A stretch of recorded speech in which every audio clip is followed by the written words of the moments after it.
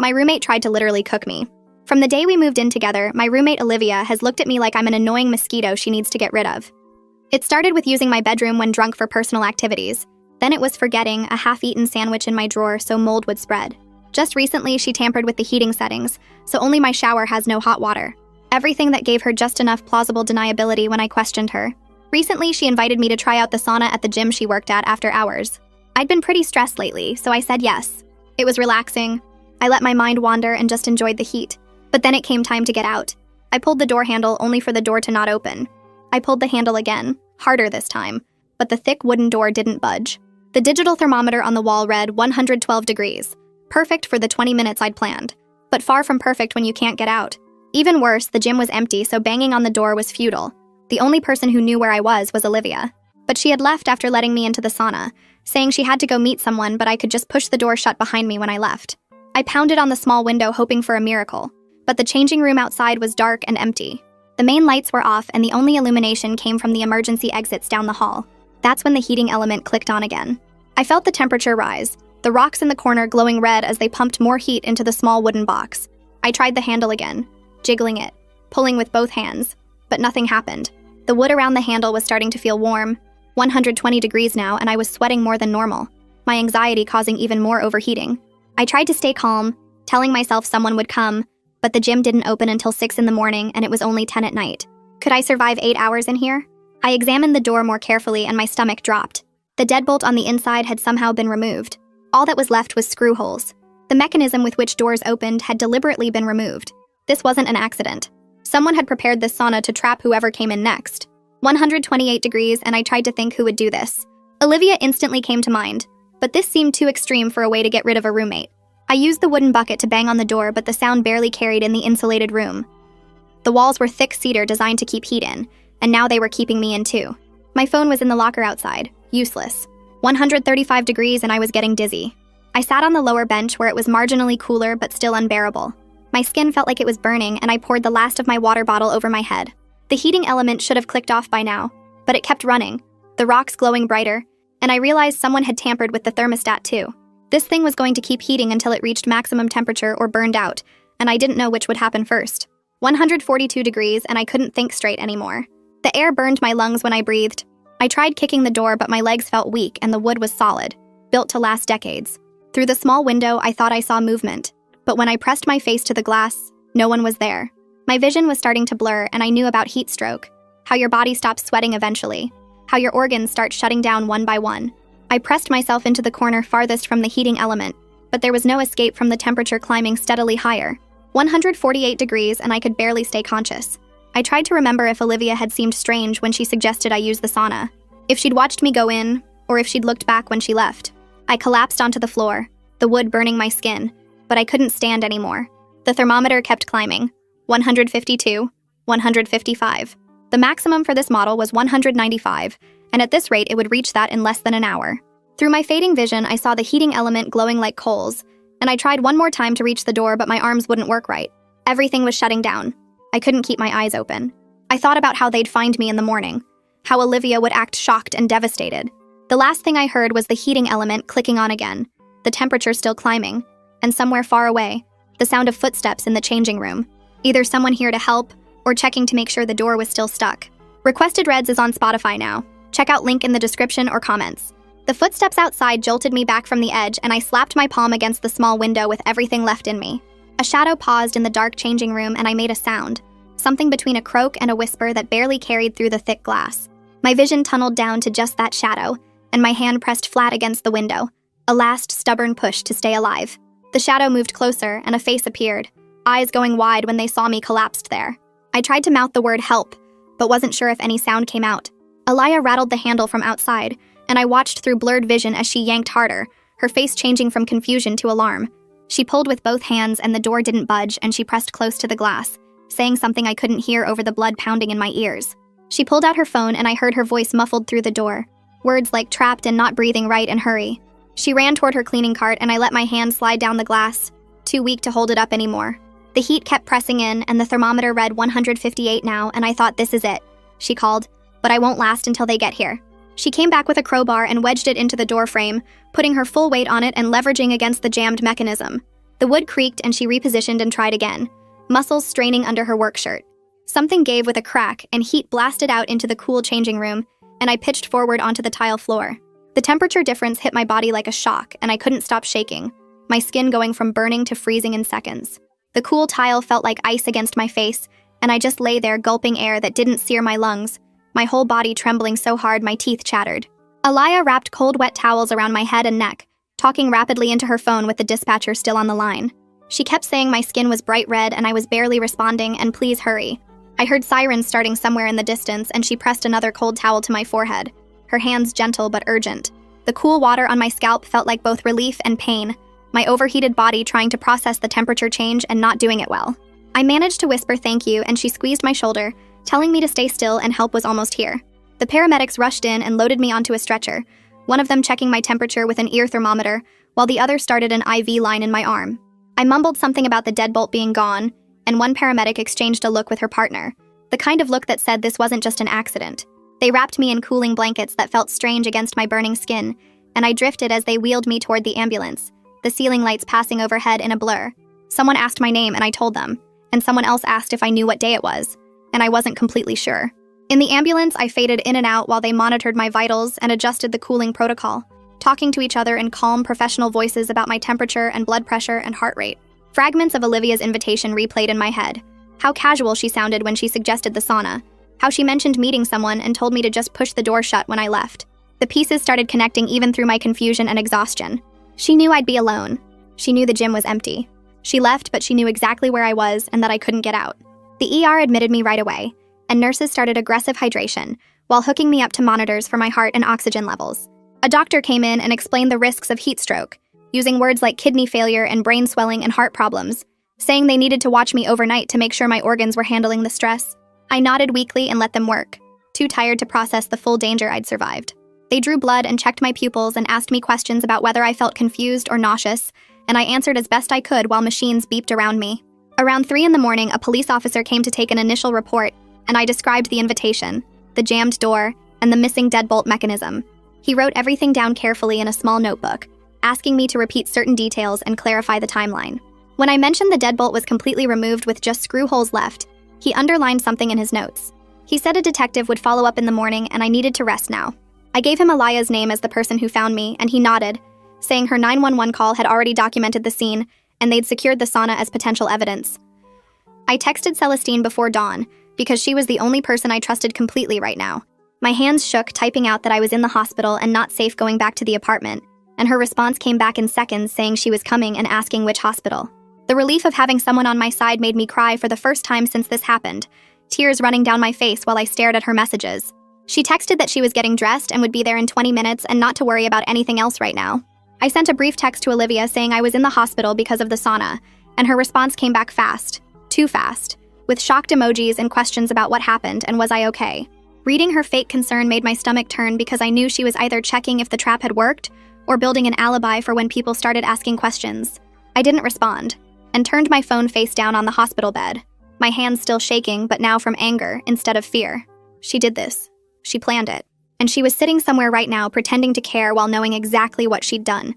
A doctor in blue scrubs came in around 7 that morning with a tablet showing my test results. She pulled up a stool and explained my kidney numbers looked stressed from the heat, but the fluids they'd been pumping in all night were helping everything recover. She asked if I felt confused or dizzy, and I said no, just tired and sore. She gave me a printed sheet with instructions about drinking lots of water, watching for dark urine or decreased bathroom trips, and absolutely no hot showers or exercise for 2 weeks minimum. I needed to follow up with my regular doctor in 3 days to recheck my kidney function and make sure everything was still improving. She signed the discharge paperwork and said a nurse would be in soon to remove my IV and go over the rest of the instructions. I texted Celestine that they were letting me out and she responded immediately saying she was already in the parking lot. The nurse came in 20 minutes later and pulled out the IV line, then went through a checklist about warning signs to watch for like extreme fatigue, confusion, or chest pain. She handed me a folder with all my discharge papers and walked me to the exit where Celestine was waiting by the automatic doors. Celestine hugged me carefully like I might break, and I felt tears starting again. She grabbed my bag and helped me into her car, adjusting the seat so I could lean back. I started crying for real once we were moving and she didn't say anything, just drove and let me get it out. After a few blocks, she reached over and squeezed my hand and said I was staying with her, and we'd figure everything else out later. I nodded and wiped my face with my sleeve. too grateful and exhausted to argue or worry about being a burden. At her apartment, she set me up in her spare room with clean sheets and extra pillows, then brought me water and crackers. I finally looked at my phone and saw 6 texts from Olivia spread across the morning asking if I was okay, what the doctor said, if I needed anything. Every message sounded worried and concerned with little heart emojis, and reading them made my stomach hurt because I could only see the fake concern now. I took screenshots of every single message before I responded, saving them to a folder I labeled evidence.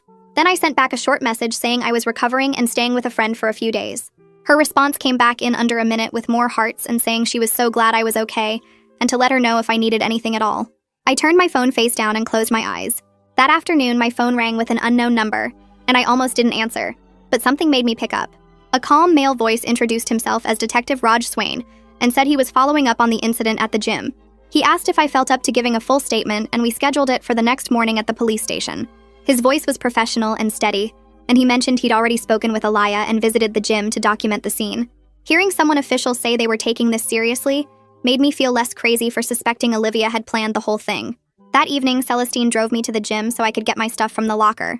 My hands started shaking when we pulled into the parking lot and got worse as we walked through the front doors. Yellow caution tape was stretched across the sauna door in the back hallway, and I had to stop walking when I saw it. The small window where I'd pressed my palm looked dark and empty, and the memory of that heat and thinking I was going to die hit me so hard I couldn't breathe right. Celestine steadied my arm and asked if I wanted to leave, but I shook my head and kept going to the locker room. Louis Schaffer, the gym manager, was waiting near my locker and started apologizing the second he saw me, saying he couldn't believe this happened in his facility, and he was so sorry. He kept talking about safety protocols and how they were reviewing everything, and he'd already pulled all the keycard access logs from that evening for the police. I thanked him quietly and grabbed my gym bag from the locker, checking to make sure my wallet and keys were still inside. We left quickly, and I didn't look back at the building, and I had no idea if I'd ever be able to work out there again. The next morning, Celestine drove me to the police station, and Detective Swain met us in a small interview room with a recording device on the table. I walked him through everything, starting with the day Olivia and I moved in together, the escalating harassment with my bedroom and the moldy sandwich and the cold shower. Then I described her invitation to try the sauna, how casual she sounded, how she said she had to meet someone, but I could just push the door shut when I left. I explained finding the door jammed and noticing the deadbolt mechanism was completely gone, just screw holes left, and how the temperature kept climbing past when it should have shut off. Detective Swain took notes on a yellow pad and asked specific questions about timing and what Olivia said exactly, and whether I'd documented any of the earlier incidents. I admitted I hadn't because each thing seemed small enough to maybe be an accident, and I kept giving her the benefit of the doubt. He nodded and said that was common in harassment cases, but from now on I should document everything.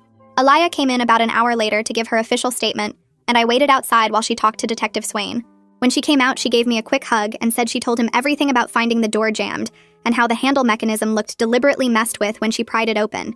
She also mentioned the thermostat display was flashing some kind of error code, which seemed important. Her testimony as someone who had no reason to lie or exaggerate carried a lot of weight, and I was grateful she was willing to get involved instead of just walking away. That afternoon, I was lying on Celestine's couch when my phone buzzed with notifications from our apartment building's group chat. Olivia had posted saying there was an equipment problem at the gym where she worked, and her roommate got briefly trapped, but was fine now. Just a scary mechanical issue. Reading her frame it as an accident when I knew she'd planned the whole thing made me so angry I had to put my phone down. Several neighbors responded with concern, asking if I was okay, and I watched her build this whole narrative that erased what she'd actually done.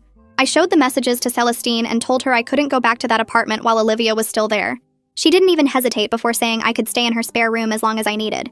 We drove over to the apartment when we knew Olivia would be at work, and I moved fast through the rooms, grabbing clothes and my laptop and anything essential. I wedged a chair under my bedroom door handle just in case she came back early, even though her shift didn't end for 3 more hours. We loaded everything into Celestine's car and left without seeing Olivia, and driving away from that building felt like the first safe breath I'd taken in days. Over the next 2 days, I sit at Celestine's kitchen table with a notebook and write down every incident I can remember. The unauthorized use of my bedroom for personal activities, dates, and times when I found evidence. The moldy sandwich hidden in my drawer, the date I discovered it and photographed the mold spreading across my clothes, the shower temperature sabotage, how only my bathroom had no hot water while hers worked fine. Each thing seemed small enough to ignore at the time, just enough room for her to claim it was an accident if I confronted her. But seeing them all listed with dates and details shows a pattern that's impossible to deny. I go back to the apartment when Olivia is at work and photograph the shower controls still jammed on cold, the mold stains still visible in my drawer even after I cleaned it. The physical evidence makes me feel less crazy, like I'm not making this bigger than it is. I call Ruth, our landlord, and explain the situation, asking about options for breaking the lease or getting Olivia removed. She suggests mediation first, and I have to push back, telling her this isn't a roommate disagreement about dishes or noise. This is a safety issue with an active police investigation. She pauses and says she'll review the police report when it's available and consider my options. Her neutral tone frustrates me because I need her to understand the danger, but I document the call anyway with date and time and what she said. Detective Swain calls the next afternoon saying he's collected my hospital records and the text exchange where Olivia were invited me to the sauna. He asks me to forward any other relevant messages, and I send him screenshots of her group chat post about the equipment malfunction and her concerned texts from the hospital. Building this paper trail makes me feel less helpless, even though I know legal processes move slowly. He calls back 2 days later with news about the gym's keycard logs. Olivia accessed the sauna area twice that evening, once when she let me in and again 20 minutes later after she claimed to leave for her meeting. Detective Swain tells me this timing is significant because it suggests she returned to check if the trap was working. The cold calculation of that makes me feel physically sick, knowing she came back to verify I was still trapped while the temperature climbed. But it also validates that I'm not being paranoid or making connections that aren't there. The maintenance records come next, and they're even worse. The sauna deadbolt was removed the day before my visit, logged under a work order for interior hardware inspection. Detective Swain interviews the maintenance worker who says the order came through their system, but seemed strange because nothing was actually wrong with that lock. The premeditation becomes impossible to deny, and I have to sit down when he tells me because my legs feel weak. She planned this at least a day in advance, maybe longer. I need more clothes from the apartment, so I go back one evening during what should be Olivia's work hours. But I run into her in the hallway, and she asks if I'm feeling better with this concerned expression that makes my skin crawl. I say yes and keep my voice neutral, not giving her anything. When I mention the police investigation, she calls me paranoid and says equipment fails sometimes. Why am I making this into something it's not? I don't engage because there's no point arguing with someone who tried to cook me alive. I lock myself in my room and text Celestine that I'm here and uncomfortable, then grab what I need as fast as possible. That night, back at Celestine's place, I wedge my bedroom door shut with a chair under the handle. I pack a go bag with my important documents, medications, phone charger, and some cash in case I need to leave quickly. I share my live location with Celestine through my phone settings and set up a voice recording app in case I need audio evidence of anything. The level of caution exhausts me but feels necessary when I'm dealing with someone who planned attempted murder. I barely sleep that night, listening for sounds in the apartment even though I know Olivia doesn't know where Celestine lives. 2 days later, I'm making tea in Celestine's kitchen and steam rises from the kettle spout. My chest tightens and suddenly I can't get air into my lungs. The room spins and I'm back in that sauna with heat closing in and no way out. My hands shake and I slide down to sit on the floor, trying to breathe but only managing short gasps.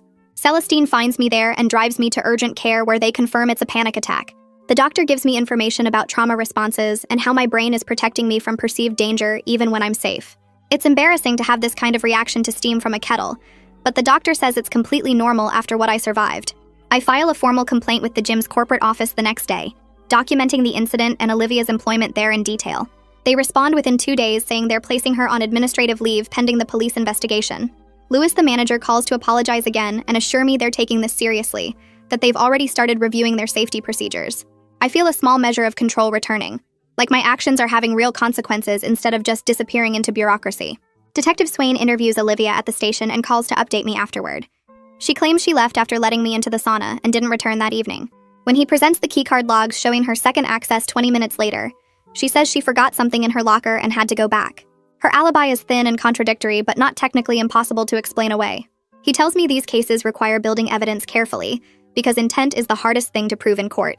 Someone can do something dangerous and claim it was an accident or a mistake, and juries need proof beyond reasonable doubt. I understand what he's saying, but it's hard to accept that her planning and lying might not be enough. A few days later, Detective Swain calls to say someone from my apartment building contacted him with information. A woman who lives 2 floors down saw Olivia's car in the parking lot late at night on dates that match when my room was used without permission, and when the sandwich appeared in my drawer. The witness kept a mental note because she thought it was odd that Olivia would be coming and going at such strange hours when she supposedly had early work shifts. The timing isn't perfect proof, but it adds another piece to the pattern, and Detective Swain says he's adding it to his file.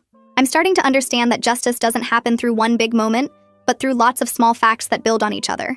The next morning, Detective Swain reviews the gym's hallway security footage and finds something important. The cameras show Olivia walking toward the locker room area twice that evening, and the second timestamp matches her keycard access exactly. She's only visible for a few seconds, but her walk is quick and focused, not the casual pace of someone who forgot their keys or phone. Detective Swain tells me this helps prove she had opportunity, even if it doesn't show exactly what she did. I ask if we can get footage from inside the locker room, but he says those cameras were off for maintenance that week, which feels too convenient to be an accident. 2 days later, I go back to the apartment during Olivia's work shift to grab more clothes. While I'm there, I remember the thermostat Detective Swain mentioned, and I find it mounted near the sauna equipment storage area. The plastic cover has small pry marks around the edges, like someone used a screwdriver to pop it open. I take photos from multiple angles with my phone, making sure the marks are clear and the timestamp shows. I send everything to Detective Swain immediately, and he responds within an hour saying he'll contact the gym to preserve that equipment as evidence. Being able to do something active instead of just waiting for updates makes me feel less stuck. That night at Celestine's place, I can't sleep, so I start researching sauna safety standards online. I learn that commercial saunas are required to have automatic shutoffs that kick in at dangerous temperatures, usually around 194 degrees. The thermostat should have multiple fail-safes to prevent exactly what happened to me. Reading the technical specifications makes the situation clearer because now I understand what had to be disabled or overridden to trap me that long. The malice becomes more obvious when I see how many safety features someone had to bypass. Knowledge replaces some of the scared feeling I've been carrying around since the hospital. The next afternoon, Celestine suggests we organize all the evidence into one clear timeline. We spread everything out on her dining table and start arranging it by date. Text messages, keycard logs, hospital records, police reports, photos of the pry marks, witness statements, everything gets put in order. Celestine's computer science background helps because she knows how to make spreadsheets and backup systems. She sets up cloud storage for all the files and creates a master document with links to every piece of evidence.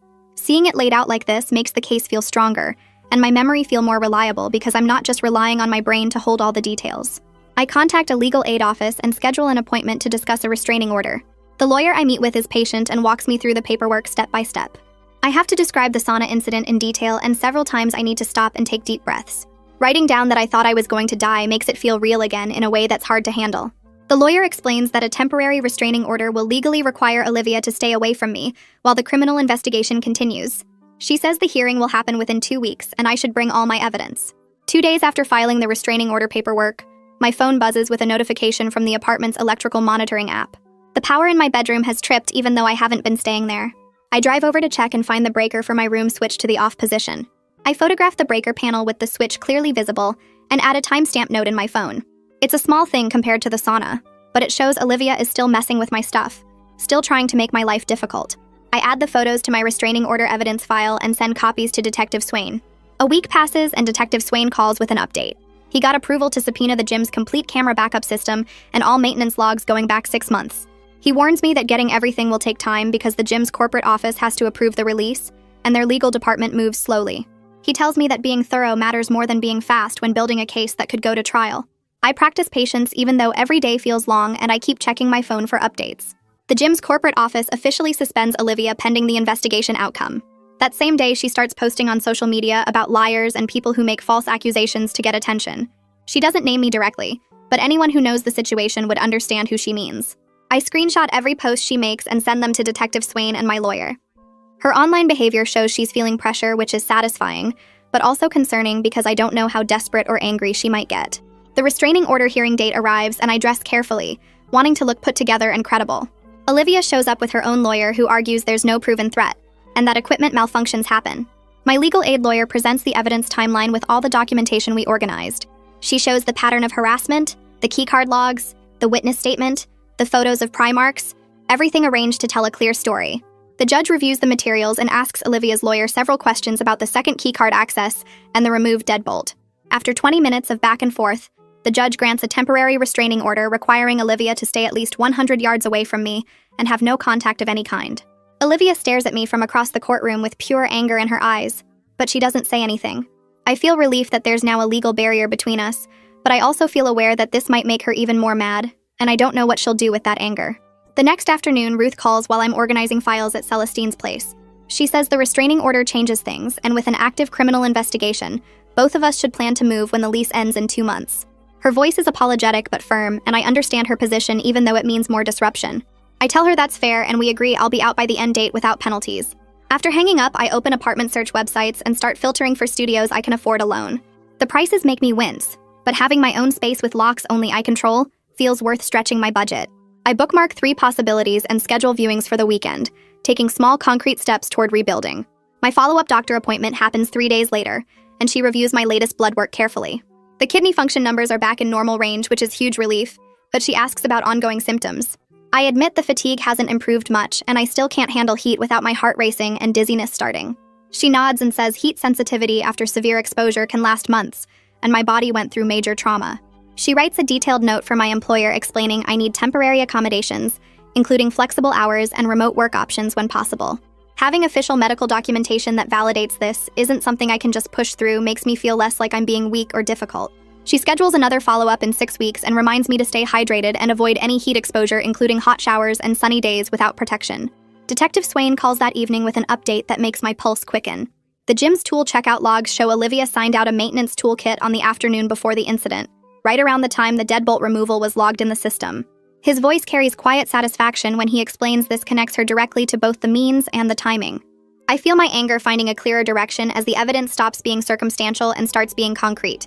She didn't just have access to the sauna, she deliberately checked out the exact tools needed to remove the deadbolt, and she did it the day before inviting me. The planning becomes impossible to deny, and I thank him for the update, my hands shaking slightly as I write down the details. 2 days later, he calls again, and this time his tone is even more satisfied. The IT department restored a deleted maintenance note from the gym's system that ties the deadbolt removal work order directly to Olivia's employee ID number. Someone tried to erase the digital trail, but the backup system kept everything, and the timestamp matches exactly when she had the toolkit signed out. Detective Swain says this is significant because it shows consciousness of guilt, that she knew what she did was wrong and tried to cover it up. I allow myself to feel grim satisfaction that her planning wasn't as thorough as she thought. She left digital footprints everywhere, and the gym's backup systems caught all of it. He tells me he's bringing her in for a second interview now that he has this accumulated evidence, and I should expect to hear from him afterward. The call comes late that same night, and Detective Swain sounds tired but grimly satisfied. He brought Olivia in and confronted her with everything: the keycard logs, the tool checkout, the deleted work order, the thermostat tampering evidence. She broke down after about an hour and admitted to removing the deadbolt and tampering with the thermostat, but tried to frame it as a test that went wrong. She claimed she wanted to see how long I'd stay calm in a stressful situation, and didn't intend real harm, that she was going to come back and let me out.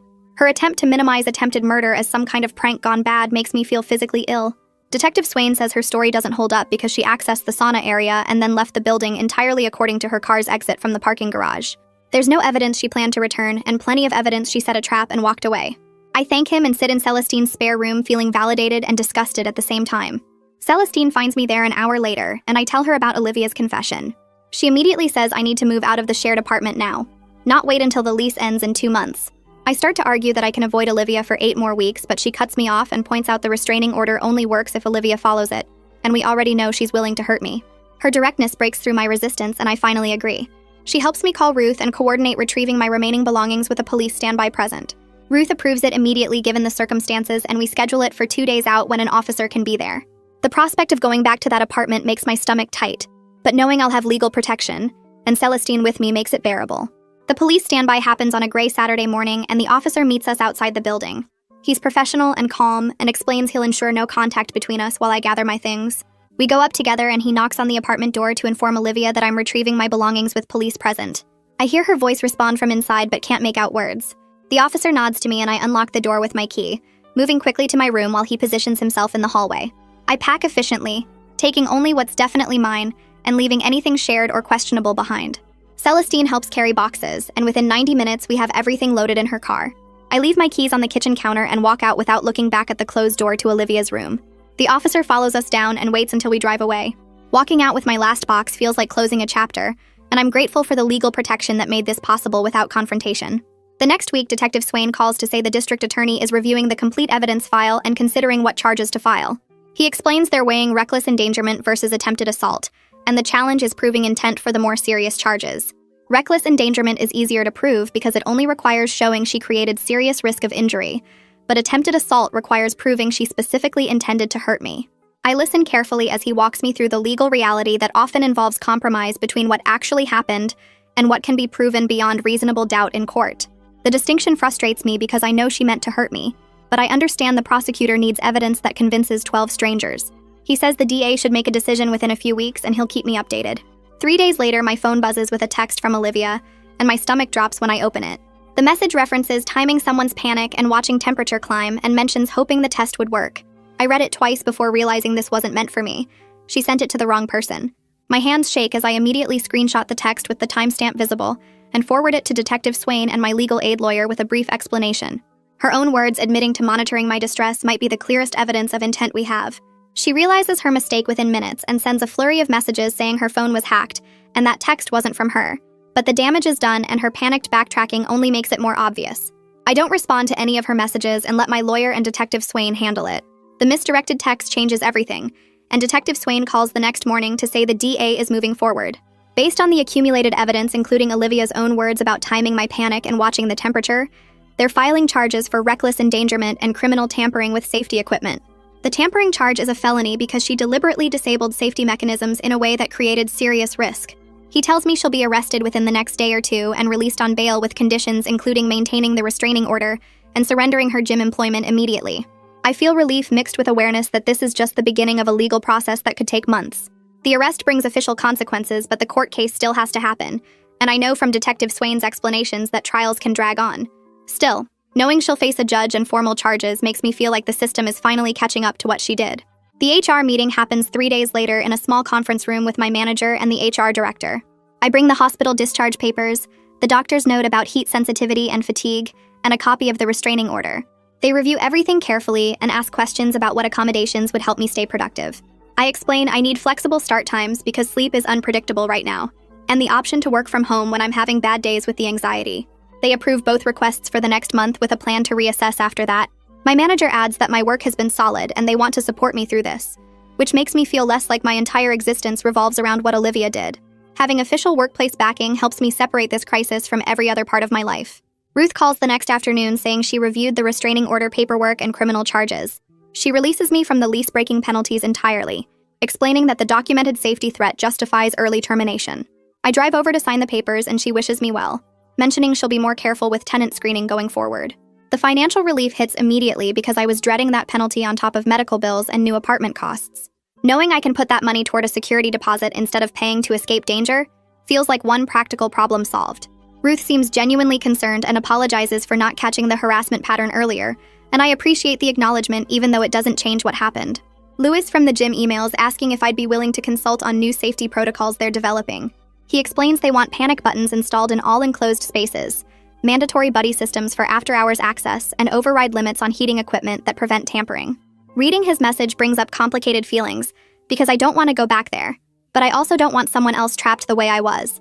I respond agreeing to one meeting because preventing future incidents matters more than my discomfort.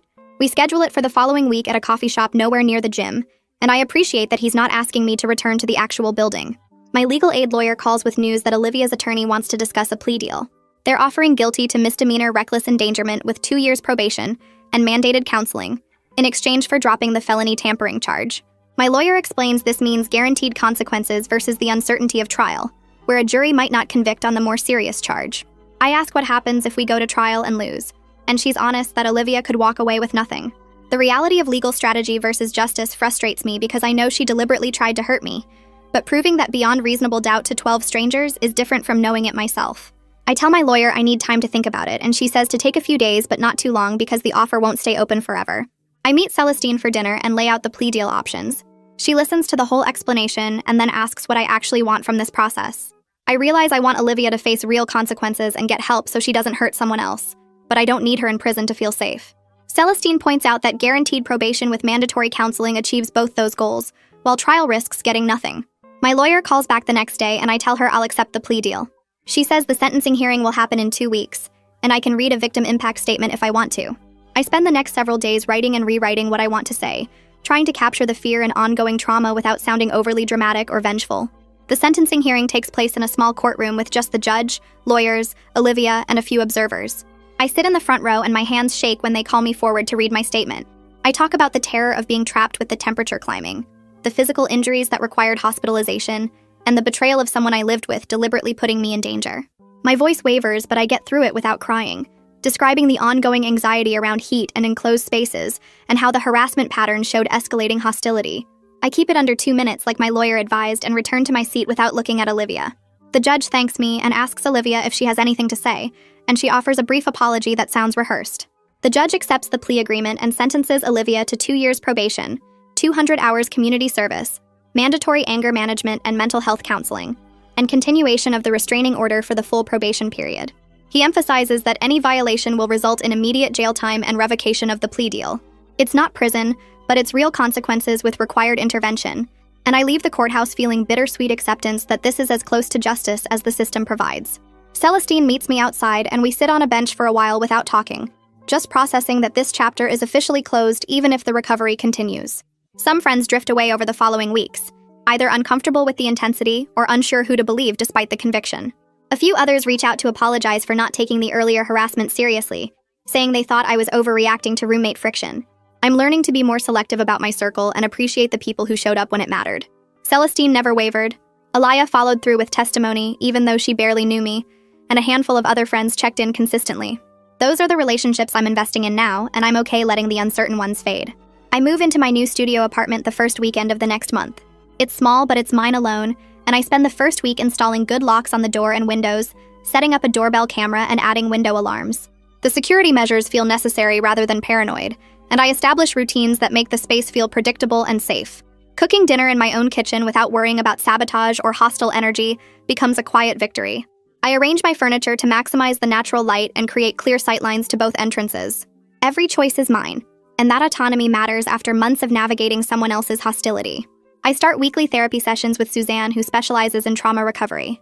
She gives me practical tools for managing triggers and anxiety, including grounding techniques for when steam or heat causes flashbacks. We practice identifying the difference between real danger and remembered fear, and she validates that healing isn't linear. Some days I feel strong and capable. Other days the sound of a heater clicking on makes my heart race.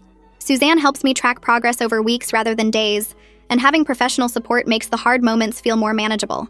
She also works with me on boundary setting and recognizing warning signs in relationships, skills I clearly needed before all this happened. Alaya texts asking how I'm doing, and we agree to meet for coffee near the gym. I thank her properly for saving my life, and she says she was just doing what anyone should do, but we both know that's not true. Most people would have walked past the sauna or assumed the door was supposed to be closed. Her willingness to investigate and then follow through with calling for help and giving testimony made everything else possible. I tell her she's genuinely a hero in my story, and she looks uncomfortable with the label, but accepts my gratitude. We talk for an hour about her work and my new apartment. Normal conversation that feels healing in its ordinariness.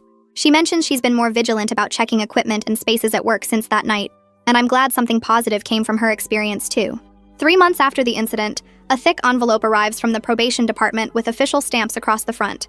I open it at Celestine's kitchen table and pull out the compliance report showing Olivia has attended every mandated counseling session, completed 40 hours of community service so far, and maintained 0 contact violations.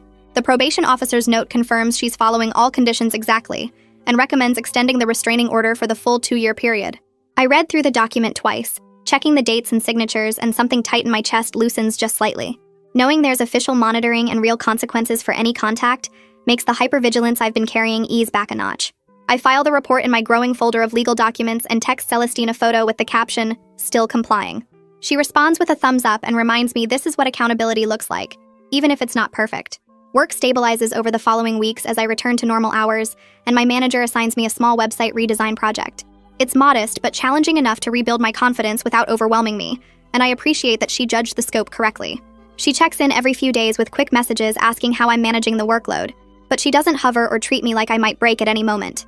The balance feels right, and I make steady progress on the project, meeting deadlines and contributing in team meetings without the fog of exhaustion that hung over me for months.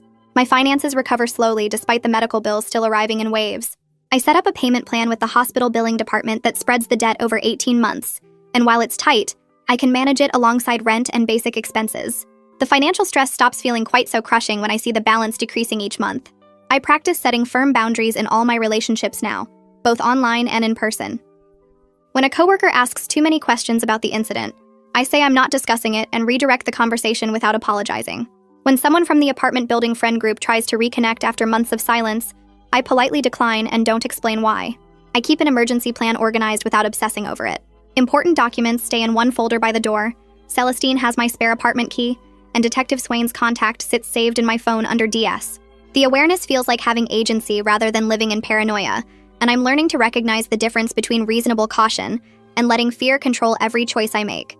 Suzanne helps me check this balance in therapy, asking whether my safety measures serve a practical purpose or feed anxiety, and I'm getting better at telling the two apart. Walking past a gym one evening on my way to meet Celestine, warm air from the entrance brushes my face and my pulse quickens immediately. I stop on the sidewalk and notice the reaction without judging it, breathing slowly like Suzanne taught me during our grounding exercises. My heart rate climbs, but then steadies after a few seconds, and I choose to keep walking toward the coffee shop 2 blocks ahead, rather than crossing the street to avoid the building. The fear is still there sitting in my chest, but it doesn't own me anymore, and I'm proud of that small, reclaimed piece of normal life. Inside the coffee shop, Celestine waves from a corner table and I slide into the seat across from her, ordering my usual drink and settling into easy conversation about her work project. The gym fades into background noise as we talk. Just another building on a street full of buildings, and that feels like progress worth noting.